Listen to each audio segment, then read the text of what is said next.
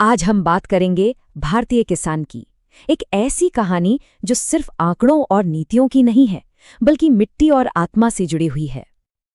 ये लाइनें हैं श्रीकांत पांडे की एक कविता से, और ये सीधे उस छटपटाहट को पकड़ लेती हैं जो आज के किसान की जिंदगी का सच है।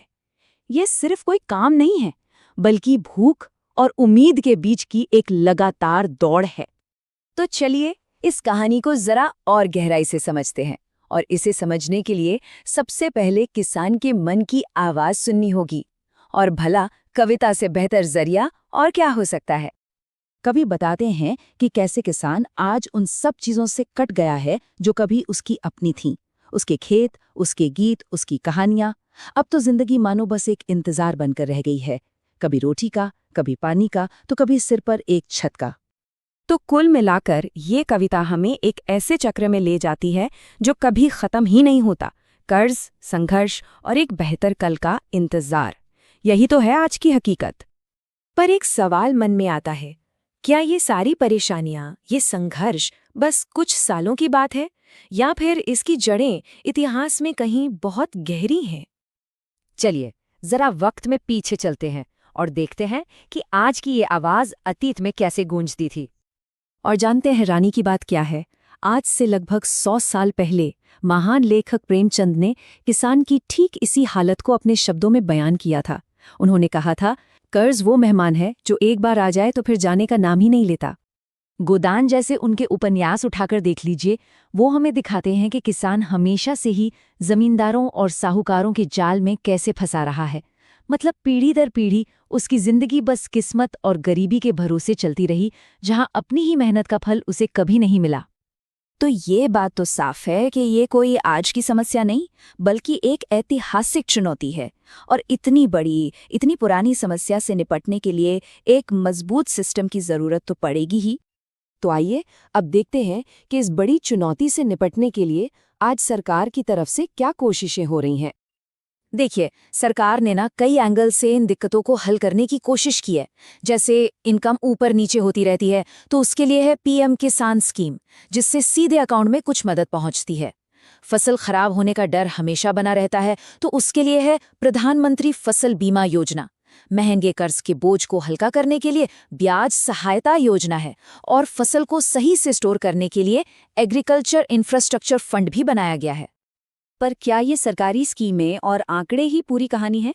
शायद नहीं, क्योंकि इस कहानी में एक बहुत ही अहम किरदार है, जिनका योगदान तो बहुत बड़ा है, पर उनकी बात अक्सर होती ही नहीं। जी हाँ, अब हम बात करेंगे उन गुमनाम नायिकाओं की जो असल में भारतीय खेती की रीढ़ हैं। 80%। ये नंबर जरा ध्यान से देखिए, एक बहुत बड़ा नंबर है ना? पर ये है क्या? ये आंकड़ा है भारत की उन ग्रामीण महिलाओं का जो खेती के काम से जुड़ी हैं। सोचिए, 80%! देश का आधे से ज्यादा अनाज उगाने में उनका सीधा हाथ है। सच कहें तो उनकी मेहनत के बिना ये पूरा सिस्टम चल ही नहीं सकता। लेकिन यहीं पर एक कड़वा सच सामने आता है। खेतों में काम करने वालों में 1/3 से ज्यादा महिलाएं हैं, पर जब जमीन पर मालिकाना हक की बात आती है तो ये आंकड़ा सिमटकर बस 14% रह जाता है।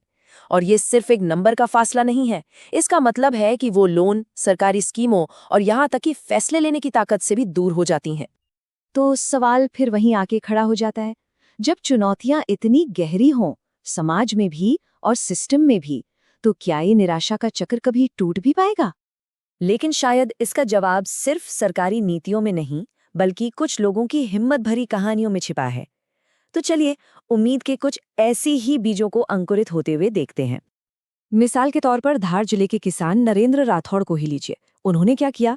सबसे पहले तो केमिकल वाली खेती को पूरी तरह से अलविदा कह दिया।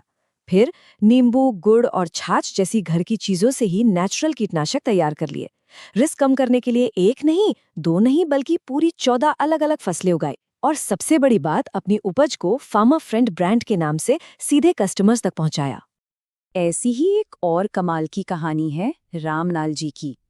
उनकी कहानी हमें सिखाती है कि सबसे बड़ा बदलाव कभी कभी खेत की मिट्टी में नहीं, बल्कि हमारे दिमाग में होता है। रामलाल जी का कहना है, किस्मत और कुछ नहीं, हमारी सोच का ही दूसरा नाम है।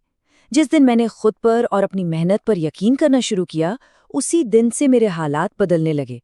क्या खूब बात कही है। ये वो सोच है जो किस्मत को कर्म से जोड़ देती है। और यहीं पर आकर हम इस पूरी बातचीत के आखिरी सवाल पर पहुंचते हैं कि खेती का भविष्य क्या सिर्फ सरकारी नीतियां तय करेंगी या फिर किसानों का अपना नजरिया। शायद जवाब इन दोनों के बीच के संतुलन में ही कहीं छिपा है।